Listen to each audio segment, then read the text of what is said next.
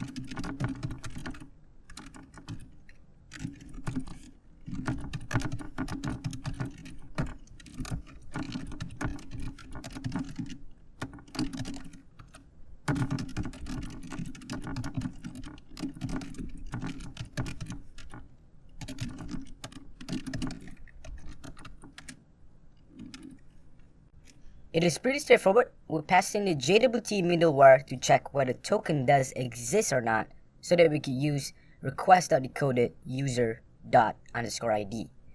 Then we'll pass in the address of the user as part of the JSON body, user.address, instead of just user. For the post method, we simply check each of the request.body to see whether they are empty or not. If it is not empty, then set it to the new value, which is request.body.address1 to city, state, country, or postal code. Finally, we saved it and responds back the message in JSON format. So let's go change this to address instead.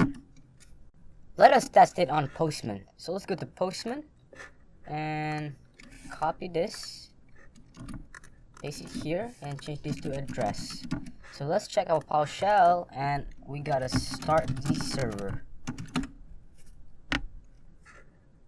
Connect it to the database. Alright, let's go and click send. No token provided. Again, we gotta provide the same thing like this. Authorization for header, and as well as copy this entire thing, post it here, and then send it again. True. Address is empty because we did not submit any data to address object just yet. So let's go ahead to post body, and address1 will be, change this to this one. Address1 will be awesome road. I don't know, I'm gonna come up with any good name. Awesome road 2 city united awesome state awesome road state. I know the name is really generic. And postal code 902100100. And I think that's about it, right? Let's check it again. Country, let's go back to Postman. Country will be